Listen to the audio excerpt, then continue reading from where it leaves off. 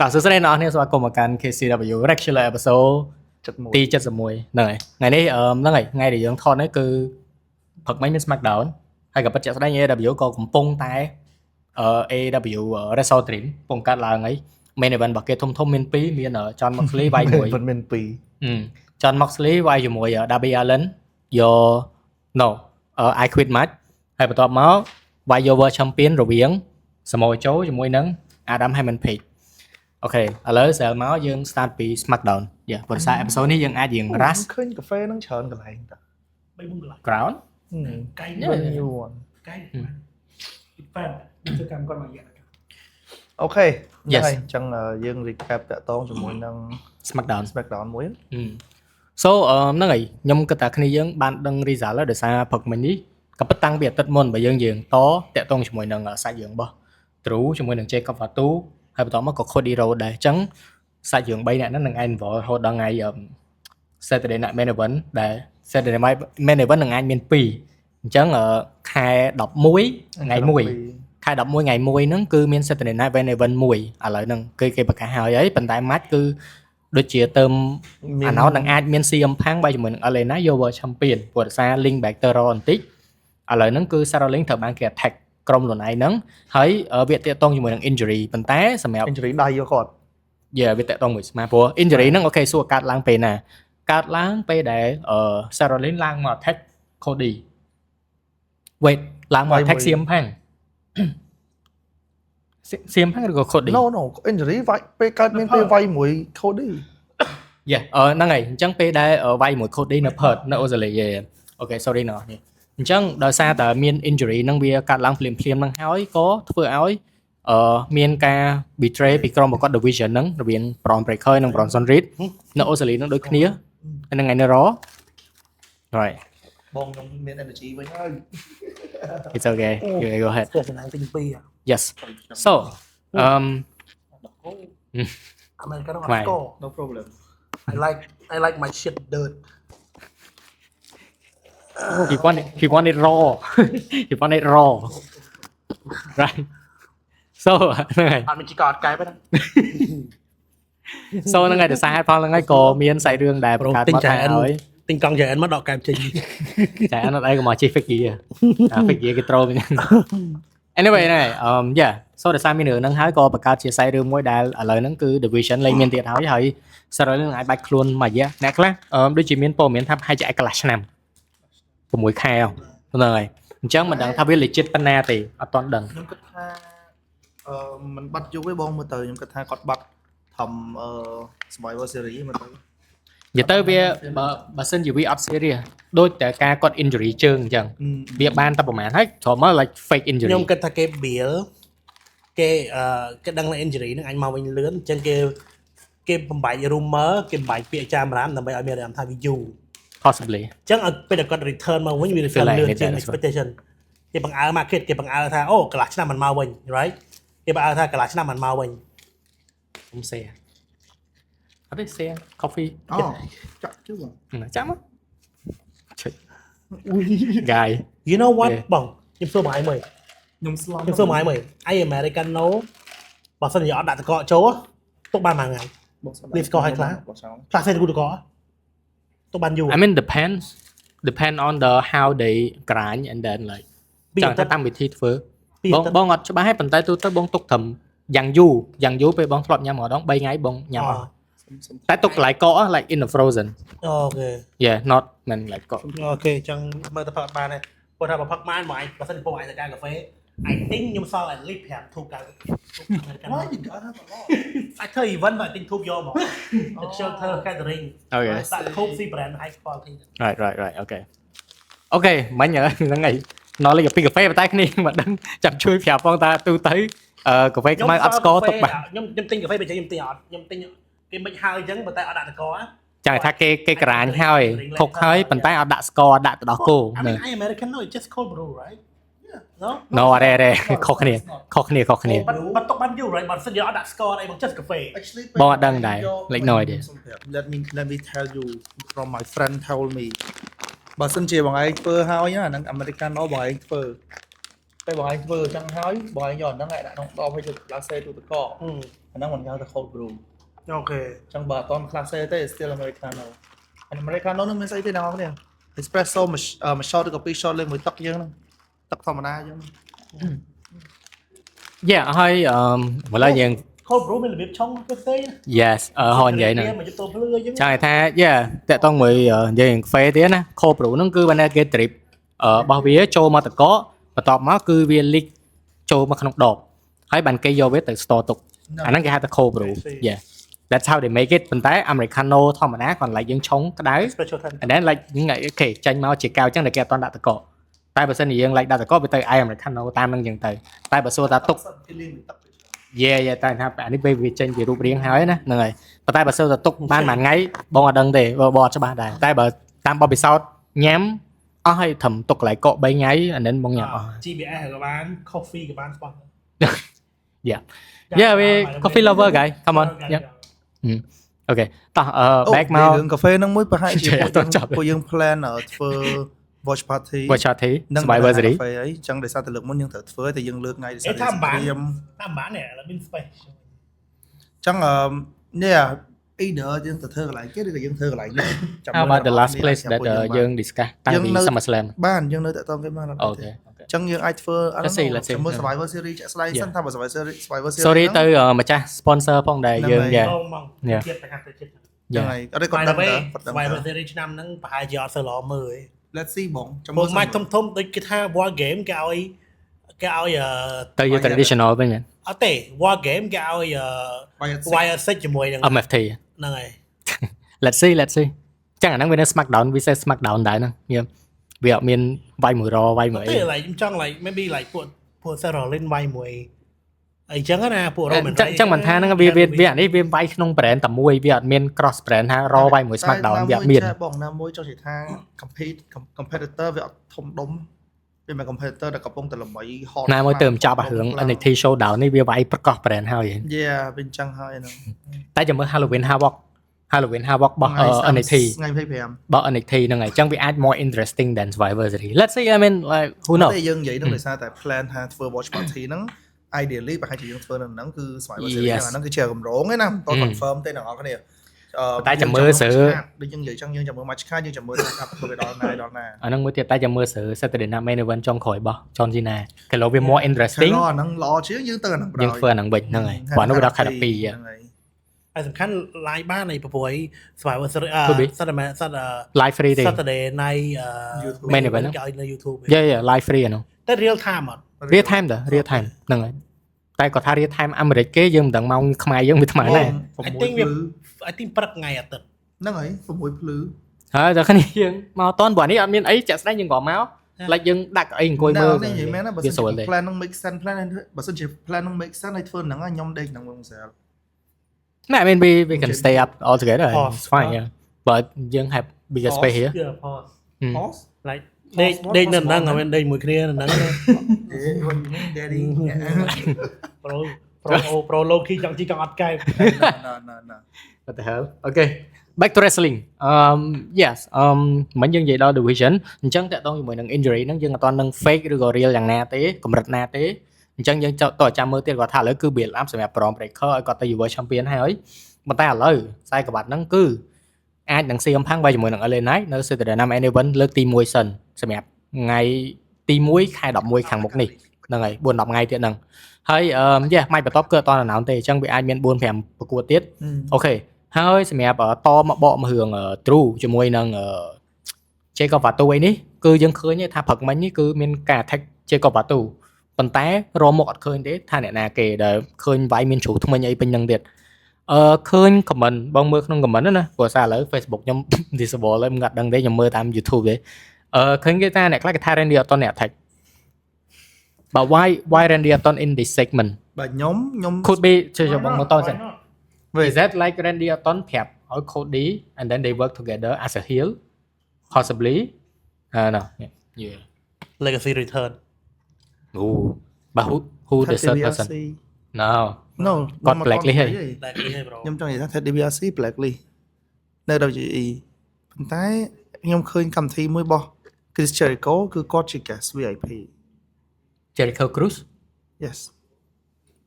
មានឡើងឆាត អត់ដឹងទេខ្ញុំឆែកសិនខ្ញុំឃើញ Mẹ ក្នុង này, TikTok I think it's not possible It បើសារ is- ប៉ែនដូចជាជាប់គុក fraud ហើយ like ណា fraud ណា like ជាជាប់គុកនៅផ្ទះហ่ะ គុកកែឃុំ Yeah ជាប់គុកនៅ ឥ ផ្ទះ ឡូវនេះមកមើលអស់គ្នា ឥឡូវ anyway ហ្នឹងហើយគាត់តអានេះក៏ការគិតមករបស់ខ្ញុំឯងថាមានអ្នកខ្លះថា Randy អត់តអ្នកខ្លះថា Cody យ៉ាងហ្នឹងគាត់ពាក់អាវខ្មៅឥឡូវ Social មក Social គិតមិនដែរគាត់ថា that's good who attack Jacob Fatu អ្នកណាគេជាអ្នក attack ច្រឡំហើយ អានេះនឹងកម្មវិធី Ten DBRC Junior អានេះឪគេទៅមាន$1 million Yeah senior អី Yeah តែ junior បានកូនគាត់ ដល់ហើយ senior បានឪ ហ្នឹងហើយ so ឪជាទូទៅគេដាក់ឪ senior គេដាក់ឪឈ្មោះធម្មតាហើយកូនគេដាក់ junior Yeah អញ្ចឹង DBRC Junior អានេះឈ្មោះឪគាត់អតា$1 million មែនហ៎អត់ទេអា junior ហ្នឹងអាហ្នឹង fraud ហ៎ Yeah money laundering យ៉ាគាត់មាន case តាក់ទងមួយ money laundering ហើយរឿងលុយកាក់អីទៅ đi scam អញ្ចឹងណានេះ មានខុសអីណាគាត់តែគេយកលុយទៅគាត់តែគេយកលុយទៅជូតសម្អាតកុំឲ្យវាមានកំហុស well I mean yeah in a way yeah Alright. គេបង្ហាញ Hornswoggle yeah one fuck Brad Williams okay back to wrestling yeah Zal គិតមិនដែរ who attack Jacob Fatu top Jacob Fatu your prediction អ្នកណាដែលគួរជាអ្នក attack តាមការគិតរបស់ Zal could be Cody ហ្មងឬក៏ someone else could be Randy I don't know or maybe someone from MFT I don't know បើគេចង់ធ្វើឲ្យល្អមើលខ្ញុំចូលចិត្ត Randy ខ្ញុំចូលចិត្ត Randy បងមានអារម្មណ៍ថាវារឿង swerve ដោយសារឥឡូវហ្នឹងគេចង់តេស្តពី fan មើលសិន and then គេអាចទាញចូលសាច់រឿងណាក៏បាន មានអានោះឯងមានតែគេ like stand guy ក៏បានដែរប៉ុន្តែតែគេចង់ build ទៅណាគេ yeah that's what I mean ហើយអា rumor ហ្នឹងគឺជារបស់គេ spread ចេញទៅ អឺ ខ្ញុំគិតថា Randy ជា option មួយល្អមែនតើ yeah ហើយបើគេថាឥឡូវ បងគិតថា បើ គួរ គេ តែ ថា Randy Messi no មានរឿងថាគេអាច build ព្រោះបើដក Randy ទៅ story ហ្នឹងវាអាចទូចពេកសម្រាប់ Randy maybe ខាតអាស្រ័យរឿងអីចឹងមានមនុស្សច្រើនណាស់គេអាចលេងបានអូខេឧទាហរណ៍Sensuke អាចបាន អូ អូ yeah ខេ so possible គេ build មក one on one មួយគេ build មក one on one អូខេបានមួយម៉ាច់ទៅបាត់អូខេ yeah មានច្រើនមែនតើ let's say គេចង់ turn apa ya đây excited yeah no Aleister Black មួយដៃគូ មានក៏ដែរ ថ្មីជើងអាហ្នឹងមួយទេបាទ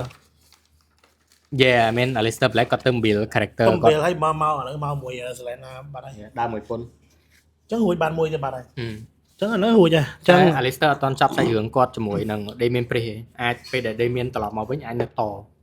ហើយពួកហ្នឹងអាចមាន match នៅ Saturday Night Main Event ព្រោះសារយើងចាំគាត់ main event មួយ Damien Priest នៅ Perth back down ទោះជាមិនមែនកម្មវិធីធំប៉ុន្តែ still main event ខ្ញុំទៅចិត្ត Randy ខ្ញុំទៅចិត្ត Randy ចេមិនដែរចេ អូខេ អ្នកណាគេ attack Jacob សម័យមួយ មួយទៀតLogan Paul oh Logan Paul has been missing Yeah. so Logan Paul one so possible you know អ្វីបាត់មិញហ្នឹង knock out អីហ្នឹងមិន Logan Paul បាត់ខ្លួន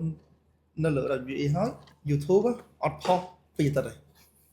ចៃវា Bro I តាម Logan Paul they haven't post anything for 2 weeks even IG it could be an Even I- it could be a idea ហ្នឹង swerve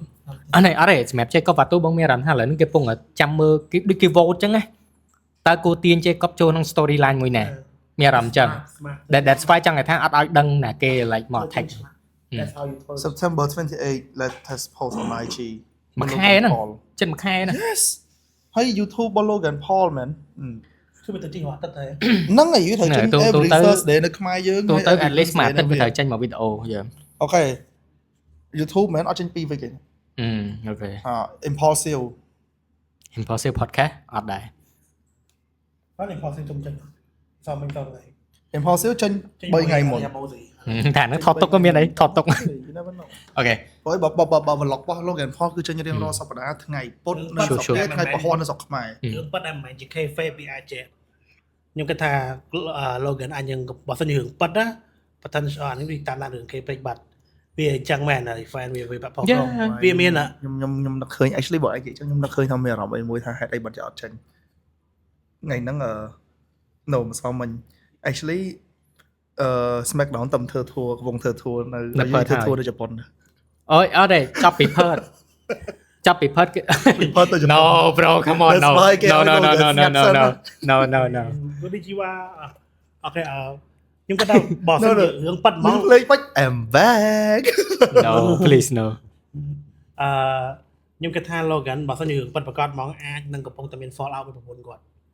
No តំការហ្នឹង No គឺមានកូន no no no no no តំ no ការ no no no no គេ Alright, there's a lot okay. of like clip online ដែល basically នៅក្នុងឡានឆ្លុះគ្នាតាមផ្លូវអី like they a bit like to be honest ខាងស្រីរៀង a bit more play girl ដែរ like she hang around a lot Well, I mean- very loosely ពីមុនណាព្រោះ she like ស្រី she ស្រីអ្នក ចឹងហ៎ like yeah yeah they people they also they young they not even sam ពួកនឹងមិនតាន់សាមហ្នឹងទាំងប្រុសទាំងស្រី តំទិញចាស់ថ្មីហើយសោះលោក it could be like there's a clip ដែរឆ្លុះគ្នាក្នុងឡាន toxic មកមុនទៅ បង even លោក33 she older than him Logan Paul Logan 29 28 no she honest she នៅក្នុងវិស័យ media ហ្នឹងយូ Wait, រហើយ អញ្ចឹង she MC នៅកម្មវិធីនេះកម្មវិធីនោះ she នៅលើ ប្រពន្ធ Viral Logan ហ្នឹង Paul ប្អូនមកមួយឆ្នាំណា Hmm. okay it's fine okay it's all right anyway okay តោះឥឡូវអានេះរឿងជីវិត អូខេតោះ ជីវិត It could be it could be the reason ហើយយើងបកមកជាកោវ៉ាទូវិញណា វាហេតុអីបានជា Logan វាស្ងាត់វាអាចមកពីរឿងហ្នឹង ខ្ញុំ they actually build up ហ្នឹង imagine គាត់ស្ងាត់ហ្នឹងពីហ្នឹង and then ដល់ពេល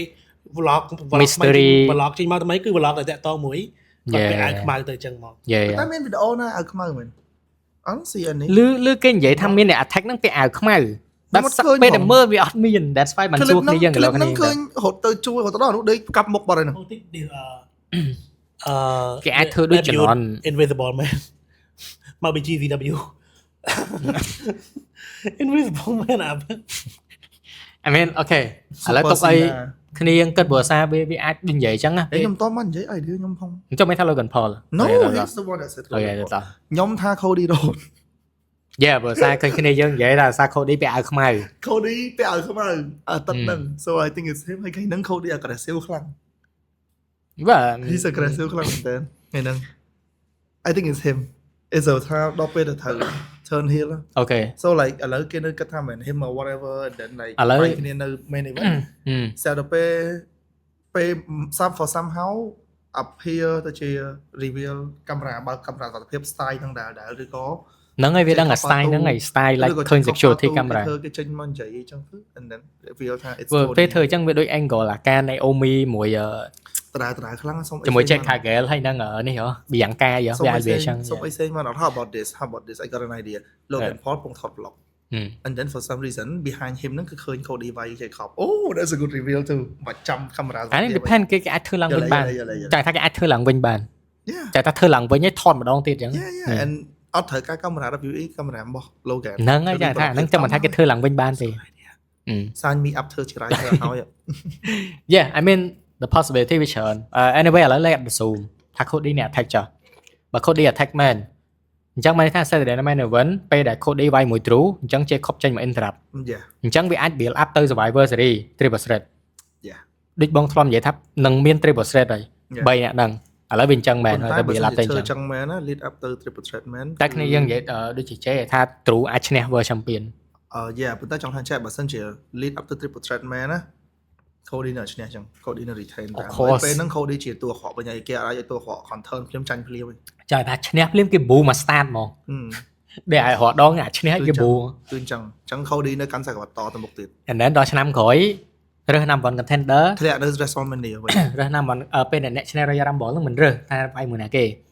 នឹងអត់យក World Champion ទេគេនឹងរើសវាយមួយ Cody ហ្នឹងហើយវានឹងអាចចឹង អញ្ចឹងពេលហ្នឹងឯង Whoever win នៅ WrestleMania វិញហ្នឹងជា booking មកខ្ញុំ អូខេតោះឥឡូវអាហ្នឹងយើងគិតថាឥឡូវវានៅ visible យើងគិតអត់ចេញទេឥឡូវបកមករឿង MFT នេះដែលអាទិត្យនេះវាជាអាទិត្យទី2ណាដែលពេលហ្នឹង breakdown ចាំមេស្រីមក so តើតងជាមួយនឹង MFT ហ្នឹងហើយនឹង Divide 6ហ្នឹងក៏ពិតមុនហ្នឹងយើងនិយាយដែរជេគាត់ថានឹងមានការប្រកួតនៅ War Game រវាងពីរ គិតថាមាន ហ្នឹងអញ្ចឹងដាក់សាច់ tag team មកព្រោះ solo ចេញមកនិយាយឯង solo ចេញមកនិយាយថានឹងយកនឹងយក goal មក MFT វិញ ចឹងបើ នឹង build MFT ខ្ញុំគិតថា ឡើងវិញ គេធ្វើពីរស្មើនៅ main event សិនអីចឹង អាហ្នឹងមួយប៉ុន្តែមួយទៀតតែចាំតែពេលដែល Ilya Dragunov shout out to Ilya Dragunov ដែលគាត់ return មានសកលមកមើលមិញ ហើយទៅឈ្នះសាច់វត្ត champion US champ ប៉ុន្តែឈ្នះហ្នឹងដោយសារមាន interrupt មានត្រាប់ពី solo ហ្នឹងហើយ solo ចេញមកនិយាយ ចឹង solo នឹង challenge in Ilya ផ្សេងទៀត អូខេឥឡូវមុនហ្នឹងទៀតសុំនិយាយថយក្រោយទៀត It could be វាមកពី segment នេះ so កាលពីថ្ងៃ11ខែនេះ Jacob confront Cody តែគាត់ possible could be Cody អ្នក and then Cody be like you want my bell and then like take អីចឹង and then Cody ថ្ងៃ Triple Threat ពាក់ច្រឡំរៀបសក់ខ្មៅ Survivor Series ទីមបុកខ្មៅដែរ could be anyway okay បកមើល MFT នេះវិញហ្នឹងហើយអញ្ចឹងឥឡូវ link ពី segment របស់ open challenge សិន Sami Zayn ចេញមកមុនបន្ទាប់មក The Miz អ្នកថា get sick and tired អញ្ចឹងចង់ deserve ខ្សែក្បាត់ហ្នឹងហើយបន្ទាប់មក Carmelo Hayes មក take The Miz ហ្នឹងហើយអញ្ចឹងពីរអ្នកនោះចេញមួយបងហ្នឹងដឹងមាន match នៅ Saturday Night Main Event ដែរបន្ទាប់មកក៏ surprise appearance the return of Ilya Dragunov ហ្នឹងដែលវាយគ្នាបន្ទាប់មកវាយចិត្តចប់ក៏ solo ចេញមកនិយាយហ្នឹង distract ហើយបន្ទាប់មកក៏ Ilya like super ឈ្នះហ្នឹងហើយក៏ Ilya ឈ្នះខ្សែក្បាត់ថ្មីឈ្នះភ្លាម celebrate បានបន្តិច MFT ចេញមក attack ហ្នឹងហើយ អញ្ចឹងបងនិយាយថាអាចតិចទៀតហ្នឹងគឺ MFT យកខ្សែក្បាត់ tag team ហើយយក US Champion ហ្នឹងចូល MFT ហ្នឹងទៀតហើយបន្ទាប់មកបានអូខេទៅតទៀតរកខ្សែក្បាត់ World Champion អីចឹងដែរគេអាច build អញ្ចឹងខ្សែក្បាត់ tag team US អញ្ចឹងមែនណាបើសិនជា build ទៅ និយាយទៅដូចការផ្លាត់ឡានអញ្ចឹងយកខ្សែក្បាត់មកទៅយក World Champion ទៀតណាបើសិនជា build រហូតទៅយក World Champion ទៀតណាអញ្ចឹងប្រហែលជាគេនឹងfind a way ឲ្យ Jacob ឈ្នះខ្សែក្បាត់ World Champion សិន either Jacob ឬក៏ដូចនិយាយបើ Bronson Reed វាឈ្នះ long term វាឈ្នះខ្សែក្បាត់ World Champion ហ្នឹងមែនវានឹងអាចមក join ដូចយើងនិយាយថា build up bullet club អញ្ចឹងណាអញ្ចឹងទាំង Bronson Reed ទាំង Bron Breakker មកចូលក្នុងអា faction MFT ហ្នឹងហ្មងអញ្ចឹងណាគេអាចធ្វើអញ្ចឹង and then លេងហៅ MFT ឯវាទៅជា like whatever club they want to call possible MF club មក fucking club I mean yeah ព្រោះបើយើងធ្លាប់និយាយថាគេនឹង build up bullet club អញ្ចឹងវាអាចមានវិធីហ្នឹងដែលទីអ្នកឈ្នះខ្សែក្បាត់ទាំងអស់ like ចូលមក faction ហ្នឹង អូខេ yeah ហើយចេញឆ្ងាយពីរឿងសមូនចេញឆ្ងាយពីរឿង whatever team នេះហើយតែមួយហើយបន្ទាប់មកដូចយើងនិយាយហ្នឹង link up ថា AJ Styles គាត់អ្នក behind យ៉ាងហ្នឹងតែខ្ញុំនៅតែចង់ឲ្យមាននិយាយចេះឥឡូវនិយាយ World Game តិចណា World Game MFT ជាមួយនឹង White 6 yeah ដើម្បីយកខ្សែក្បាត់ពី White sure okay so តែ yeah បងទុកសឹកហ្នឹងទៅ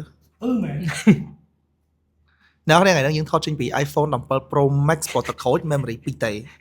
512 12ដែរ12ដែរ បោកគេ12មកសំដោនេះចឹង អូខេឥឡូវយើង switch កាមេរ៉ាមួយហ្នឹងហើយចង់និយាយតយើងនិយាយរឿងនេះ MFT មួយ Basic ជាមួយនឹង Basic បើសិនជា Y Survivor Series ខ្ញុំគិតថាមុននឹងមានអាហ្នឹងគឺគេធ្វើពីស្មើ Tag Team 2 on 2នៅ Main Event សិនអាហ្នឹងអត់ដឹងមិនខ្ញុំមានអារម្មណ៍ថាវាអាចនឹងបែបហ្នឹង បងក៏តអត់ដែរព្រោះបើធ្វើចឹងវា waste spot អញ្ចឹងមានអ្វីមានតែទៅវាយនោះយកហ្មងអញ្ចឹង ហ្នឹងហើយព្រោះសារចេះបើធ្វើនៅអញ្ចឹង war game ហ្នឹងវាអត់មាន build up វាអត់ដឹងថាតើគួរឲ្យអ្នកណាវាយជាមួយអ្នកណាទៅលុះត្រាតែ war game ហ្នឹងគឺវាយអត់ដាក់ខ្សែក្បាត់ទេបានន័យថាយក4ស្មើហ្មងអញ្ចឹងព្រោះខាង team MFT នោះវាមាន5នាក់ប៉ុន្តែដល់ solo ចេញ World Game មិនWorld Game វាមិនជា main event ទេអញ្ចឹង វា depend ពេលខ្លះយើងត្រូវចាំថាវាអាចមាន2វាមានប្រុសមួយស្រីមួយអញ្ចឹងប្រុសអាចបើកក្បាល show ក៏បានស្រីបើកក្បាល show ក៏បានដែរហើយ main event អាច World Champion Triple Threat ដែរ complete Cody ត្រូវការពារខ្សែក្បាត់ដែរអញ្ចឹងគេអាចយកអាហ្នឹងមក main event ក៏បានឬក៏អា Triple Threat ហ្នឹងបើសិនជាគេធ្វើមែនវាអាចមកបើកក្បាល show វិញអញ្ចឹងទៅហើយ War Game មកបិទគូតប៉ុន្តែបើ War Game match ហ្នឹង match ខាងវា weak ពេកគេអត់ដាក់ main event ទេ of course លុះត្រាតែវាមានអីមួយឬក៏ surprise ដូចការសៀមផាំង return អីចឹងណាវាតមានអាហ្នឹង or maybe you know MFT ពងវាយលេង Roman Reigns return អីចឹងទៅ who know ទៀតហ៎ ចុះ bro it flip return repeat មានតែប៉ុណ្្នឹង oh unless you want like you know a bombshell like Brock Lesnar return អេ fine ណាគេមួយទៅ ឥឡូវយើងអត់ទាំងតន់ដឹងថា match នៅ I feel like បងមានអារម្មណ៍ថាចេះ Triple Threat ហ្នឹងអាច Brock Lesnar មកវាយ Brock Lesnar មកវាយព្រោះ Drew ធ្លាប់មានរឿងមួយ Brock Lesnar អាការធ្លាក់ Royal Rumble ម្ដងចាំអីចាំ Jacob Fatu ក៏អាច build up ជាមួយ Brock Lesnar and Cody មាន history ជាមួយ Brock Lesnar I think they could build up like that ឥឡូវវាសិន ព្រោះដោយសារចេះ Brock Lesnar វាយឈ្នះ John Cena so he មានសិទ្ធវាយយកខ្សែក្បាត់បាន អូខេ I think it makes sense it makes sense តែនិយាយវិញយើងនិយាយរឿងនេះតិច Damn it វាយ Brock Lesnar និយាយ John Cena មួយ How about John Cena Survivor Series យើងអត់ដឹងថាមាន match អីគេ អាទិត្យហ្នឹងក៏អត់មាននិយាយដែរ និយាយមិនកើតតែចេញកាត់ដេតហើយតែចេញកាត់ដេ ចឹ ត ងគេថាវាអត់មាន video package អីវាអត់មានហ្មងវាស្ងាត់ហ្មងអញ្ចឹងមានចាំមើលនៅ Raw ទៅអត់ Raw មាន2 appearance ទៅទេអញ្ចឹង Raw អាទិត្យក្រោយទៅ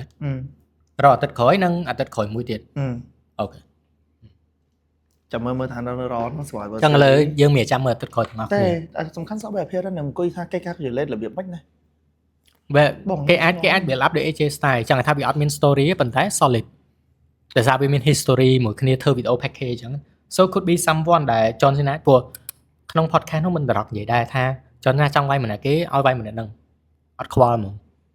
so maybe ដូចនិយាយ John Cena ហៅ JBL មកឬក៏វាយមក cut angle អីចឹងទៅ who know តែឥឡូវអ្នកនរគ្នាជួយ comment ប្រាប់ពួកខ្ញុំផងខ្ញុំពងឆ្ងល់មែនឥឡូវសក់បែប appearance ហ្នឹងចេញរបៀបម៉េចនៅ Raw អាពីនៅ Raw នោះគាត់ចេញមកកាត់ promo ធម្មតា ហាបងតែពីគេហៅ appearance គេមិនហប់ម៉ាច់ទេណា នឹងហើយ ឥឡូវ appearance បាយគិតមើល អញ្ចឹងបើចេញមក Raw មានអីវាយហ៎ Survivor Series ដឹងឲ្យវាយហើយ could be anyone No could be Gunter last match របស់គាត់នៅ main event Saturday មានខិត2សល់3ឥឡូវ Raw សល់2ទៀតដល់ Survivor បណ្ដល់ Survivor Series ទៅអត់អត់ទេសល់ច្រើន Raw សល់2ទៀត Raw 2ទៀតហើយ main event ខែ11នេះមួយសិន Saturday night main event ហ្នឹងมึงក៏ថាអត់ទេ អត់មាន him I know but ចេះថាអាហ្នឹងមួយសិន and then Raw ទៀត Raw ណាន គេអាចឡងចង់ថាអត់ចេញក្នុងអាទិត្យទេឥឡូវថាក្នុងមួយខែមិនមាន Raw 4ដងអញ្ចឹងចេញមកតែ2ទេពីអាទិត្យទៀតអត់មាន John Cena ទេ No but ឥឡូវចេះ គេអាចធ្វើច្រឡំចឹង ឥឡូវបងឯងចាំមើលយើងអួតទូរស័ព្ទប្របាក់ខ្លួនហើយនិយាយត្រួសពី3សប្តាហ៍ Raw បើសិនឥឡូវ let's say ថាទឹកក្រោយនេះ Raw ចេញមុខឧទាហរណ៍អូខេបើចេញមុខហើយមិននៅសល់2សល់ appearance Survivor Series ហើយនឹង main event តែប៉ុ ច ណ្ ង់ ណឹង ថាយើងរាប់ថ្ងៃមុន Perth ហ្នឹងវា5ដងដែរអញ្ចឹងកាត់ Perth មួយនៅសល់4ហ្នឹងហើយអញ្ចឹងបើចេញនៅ Raw អាទិត្យណាមួយវាសល់3ហ្នឹងហើយខ្ញុំចង់និយាយចឹងចឹង after អាហ្នឹងហើយវាមិននៅសល់ Raw មួយហើយសល់ Saturday night mini សល់ Survivor Series ហើយ Saturday night mini event ហ្នឹងហើយអញ្ចឹងចែកចាំមើលបើតាមមុនគិត4ដងហ្នឹងបានចេញនៅ Raw ហើយបន្ទាប់មកនៅ Raw ហ្នឹងគាត់អានថាគាត់នឹងប្រកួតមួយណាគេនៅ Survivor Series បន្ទាប់មក Survivor Series ចាប់ Survivor Series ចូល Raw មួយទៀត ប្រកួតមួយណាគេ គាត់ប្រកាសថានៅ main event អញ្ចឹងគ្រប់ហើយអស់ចឹង ហ្នឹងហើយមានតែ តែប៉ុណ្្នឹងតាហ្នឹងហើយតែប៉ុណ្្នឹងហើយ ចឹងតែស្ងាត់ខ្លាំងចេញមកគឺប្រកាសយកហ្មងមានវាយយកហ្មងអត់មានរៀបអីច្រើន ប៉ុន្តែ could be like long អាច5ទៅ10នាទី segment អីចឹងណាវាតាមព្រោះសារគាត់ដឹងស្រាប់ចេញមកម្ដងវាអត់ boring វាបើនេះវាជាលើកចុងក្រោយរបស់គាត់ហើយគាត់ថាគេនឹងធ្វើអញ្ចឹងហើយដូចនិយាយចឹងបើចេញមកអាចថាអូខេចង់ឲ្យមក JBL could be JBL and then JBL មិនចាំបាច់មកកាត់ promo ឯងដល់ថ្ងៃវាយយកហ្មងហើយគេធ្វើ video package អីដូច AJ Style អញ្ចឹង build up ឬក៏ឲ្យ JBL ទៅ indie show ណាមួយកាត់ promo អីចឹង ពីឆ្ងាយមក fuck you John Cena អញ្ចឹងទៅ កប់លយកប់ បងគាត់ថាវាអញ្ចឹង ចង់ក្រោយមានណាវាយមួយ John Moxley សោះ Pro quit ហើយមកដល់ WWE វិញ The grass is greener over here ហើយទៅចាំ ចង់ក្រោយមានណាតែ Jericho ដូចខ្ញុំគិតមែនសោចងាប់ No ទៅ be honest ហ្មងបងដូចធ្លាប់ដូចជេធ្លាប់និយាយហ្នឹងបងគាត់ថាគួរតែ Saturday Night Main Event ហ្នឹង drop ព្រោះបងចង់ឲ្យ like the last time should be ព្រោះ the real last time ដែលតាំងពី build up ប្រហែលឆ្នាំមុនអា4-10ឆ្នាំមុនដែលThe Rock គាត់ return មក WWE វិញមិនឆ្លោះគ្នាមួយ John Cena ដំបូងហ្នឹងហើយ Survivor Series ពួកគាត់មិនចាប់ដៃគូគ្នាវាយមួយ The Miz ហើយ Awesome Truth ហើយចាប់ដៃគូនេះហើយ build up ទៅ WrestleMania វាយតែពេលហ្នឹងវាយ2ដង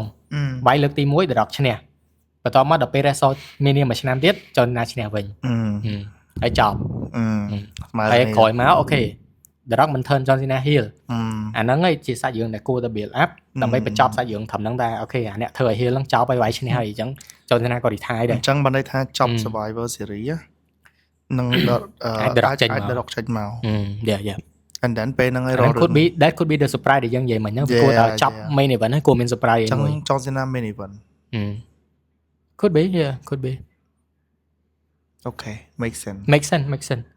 អូខេឥឡូវនិយាយហ្នឹងហើយបងគាត់ថា SmackDown ដូចជាអស់អីនិយាយព្រោះសារមិញយើង recap មកអស់ហើយវានិយាយសំខាន់ណាស់អ្នកនរគ្នាហ្នឹងហើយប៉ុន្តែបងចង់និយាយនេះដែលបងគាត់ថា official ហើយដែលយើងនិយាយគ្នាប្រហែលថ្ងៃមុនហ្នឹងប្រហែល episode មុនក៏យើងនិយាយ AJ Styles គឺឆ្នាំក្រោយក៏ retire ហើយ គេ official ហើយតើប៉ុន្តែនិយាយអត់បញ្ជាក់ខាងខែណានិយាយទៅយើងត្រូវឆែក birthday របស់គាត់អ្នកនរគ្នាគាត់ចូល50 retire ណាតែគេនិយាយថា2026ហ្នឹងគឺ retirement tour. So yeah, who could be like the first or the last opponent? កាត់ចេញដោះស្រាយចុងស៊ីណាសិនណា Okay. កាត់ចេញ Anyway, អញ្ចឹងដល់យើងដល់មានទៅតាមក៏ទៀត បើឯងបើ recap នេះទីកើបើកមើលNAAW ទីកើ AW latest one មកចូលនិយាយថាវា recap យើង recap ទៅណាអស់នេះ AW កំពុងតែមាន result dream ហើយខ្ញុំ look forward ទៅកាន់ match របស់John Moxley ជាមួយនឹង Darby Allin ដោយសារតែ match ហ្នឹងគឺមានឈ្មោះថា I quit match ហើយខ្ញុំយល់ match I quit match ជាងគេវា brutal វាអីចឹងណាហើយ also ដោយសារតែការពី I quit yeah ហើយសំខាន់កាលពីសប្តាហ៍មុនមែនទេ show មុនកម្មវិធីហ្នឹង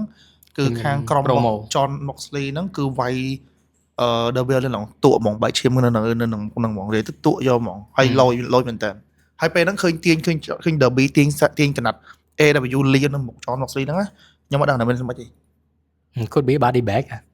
no បង represent body bag ខ្ញុំអត់មានអារម្មណ៍ថា body bag មានអារម្មណ៍ថាវាតាក់ទងអីមួយជាមួយនឹងកងត្រាបពួកហ្នឹងមានអារម្មណ៍ថា winner stay loser leave ប៉ុន្តែអត់ដឹងទេអត់លឺគេនិយាយ it's just ទាញតែហ្នឹងដាក់ទៅហ្នឹងឯងតែប៉ុណ្្នឹងឯងចប់ឯងអត់ដឹងថាវាមានន័យថាម៉េច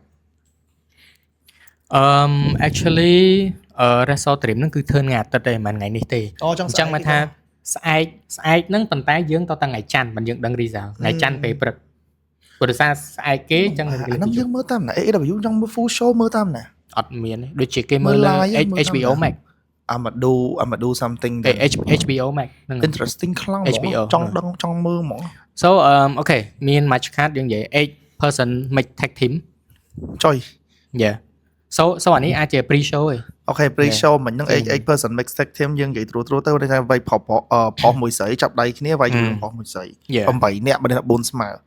ហើយយើងមានមួយទៀតហ្នឹងគឺ Blackpool Combat Club នេះ Blackpool Combat Club ហ្នឹងគឺជាក្រុមរបស់ John Moxley ហ្នឹង faction ហ្នឹងគឺយើងមាន Claudio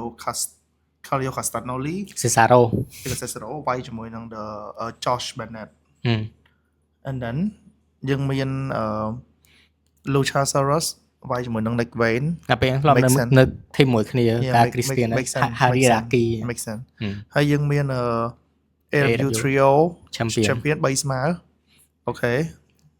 Acclaim មួយ Dedias of course តោះបងទៅទៀតមានអីទៀតRing of Honor World Tag Team វិញមិនយក Ring of Honor វេបងមានអារម្មណ៍ថានេះដូចជា event ចាស់ឯងណត់ថ្មី event ចាស់ឲ្យកុំចេះ result ឥឡូវយើងមើល page Boris Talk គាត់ sorry ណានេះ សមោចូលវាយមួយ Adam Hangman Page ចុំនៅគ្នាឥឡូវហ្នឹងខាង editor របស់បងសែលគាត់ shadow boxing មុនដល់ហ្នឹងអូខេនិយាយ spoiler នេះតិចតទៅមួយនេះ Andrade នេះ Andrade ក៏ដែរចេញមកខ្វាច់ហើយល្បត់ទៀតយើងមាននិយាយគ្នាមុនតទៅមួយ 90 day ណាន់កំភិកខ្លះហើយឥឡូវហ្នឹងគេទៅមិនដឹងថា Andrade នៅជាប់ហ្នឹង That's why ចូលមកអាទិត្យមួយទៀតអត់ឃើញមុខគាត់ចេញមកវាយ Kenny Omega ទៅអញ្ចឹងមកដល់ចេញមកវាយ Kenny ហើយឥឡូវគេឲ្យបាត់មុខ90ថ្ងៃសិនចឹង3ខែក្រោយបានឃើញ Andrade វិញអត់យល់ហ៎ Yeah វាចម្លែក Triple H ក៏អត់ខុសទេចឹង អាហ្នឹងវាត្រូវអូខេហើយយើងនិយាយពី match ស្អីគឺ Chris Statlander គាត់វាយជាមួយនឹងតែជាម្ចាស់ខ្សែក្បាត់ Women Champion របស់ AW គាត់វាយជាមួយនឹង Timeless Tony Storm ម្ដងទៀតបានថា rematch អូខេ ហើយយើងអត់ដឹងថាresult យ៉ាងណាទេព្រោះនេះនៅក្នុង prediction យើងនិយាយ match card និយាយ match ស្អែកគេវាយហើយ why only មានតែមួយ No way សូធីលឿនជាង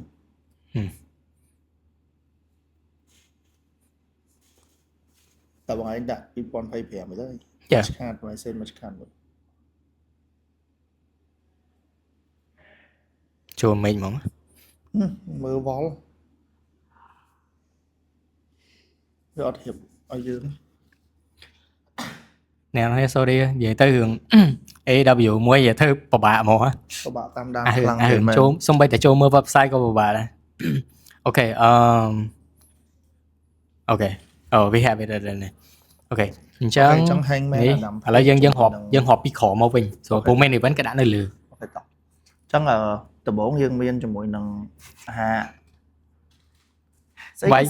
Saturday Tailgate Brawl ស្អីគេអានេះអាចចង់ថា pre show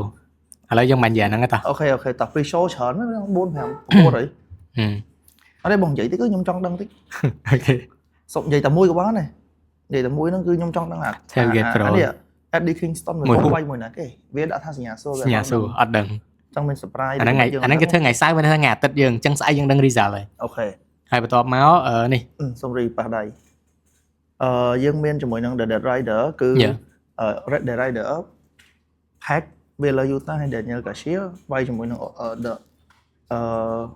អីគេក្រុមឈ្មោះអានដាច់ Conclo Marathon កង goal marathon អូខេអានឹងយើងមានយើង skip ទាំងអស់យើងចូលដល់កម្មវិធីរបស់គេមកយើងមាន Jamie Hayer ជាមួយនឹង Tekla ខ្ញុំអត់ស្គាល់ Tekla គាត់នៅអូស្ត្រាលីហើយគាត់ធ្លាប់នៅជប៉ុនដែរ អូខេ Yeah and then យើងមានជាមួយនឹង Trio Match របស់ Bobby Lashley The Hurt Syndicate ហើយមួយ Deadly Man អូខេ and then យើងមាន winner get កន្លះលាន some reason វាយបានលុយ ចុះរដងវាយបានលុយមែនអត់ដែរនេះ Matt Jackson ឬយ៉ាងបាក់ឲ្យ Jurassic Express ហើយយើងមាន AEW Tag Team យើងមាន Brodido the name is so stupid bro Brody King និង Bandido ចឹងហៅ Brodido អូខេ Dildo មកជាមួយ Don Callis Family អូខេ Okada ជាមួយនឹង Kinosuke តែពេលហ្នឹងឆ្លោះគ្នា Sign out ពេលហ្នឹងឆ្លោះគ្នា អូអញ្ចឹងនឹងមានអីមួយល្អមើលអូខេ TNT Champion យើងមាន Carfetcher វាយមួយ Mike Briscoe និយាយទៅអាពីរហ្នឹងអត់ចប់ទេ Mike Briscoe ហ្នឹងអត់ចប់ហ្មងនេះ John Moxley អានេះដល់ main event ហើយ interesting អាហ្នឹងអត់នៅ main event នៅកណ្ដាលឆ្កយ តែគេដាក់អញ្ចឹងតែជាក់ស្ដែងមិនដឹងណាមុនណាក្រោយ យើងមាន AEW Women Champion គាត់និយាយមិញហ្នឹង Chris Stylander ជាមួយនឹង Tony Storm តែយើងមាន អានេះបាន main event Adam Page ជាមួយនឹង Samoa Joe តែប៉ុណ្្នឹងឯងអញ្ចឹងប៉ុណ្្នឹងមិនអីទេចាំមើលស្អែកទាំងអស់គ្នាចាំស្អែកចាំស្អែកគឺស្អែក I think ហើយហ្នឹងហើយ sorry ណាស់នេះសារ episode នេះយើងអត់បានព្រៀងទុកឲ្យជាក់ស្ដែងក៏យើងអត់មាន recap ច្រើនព្រោះសាមុនហ្នឹងយើងចំណាយពេលយើងថត special episode មួយសម្រាប់ Halloween អញ្ចឹងគ្នាយើង stay tuned ថ្ងៃ31 ថ្ងៃ31 ចឹង episode នេះមិនប៉ុណ្្នឹងទេ episode 71ហើយបងស្រាក់គាត់ទៅហើយពួកខ្ញុំក៏ដល់ពេលទៅដែរចឹងជួបគ្នានៅក្នុង episode 72 See you guys bye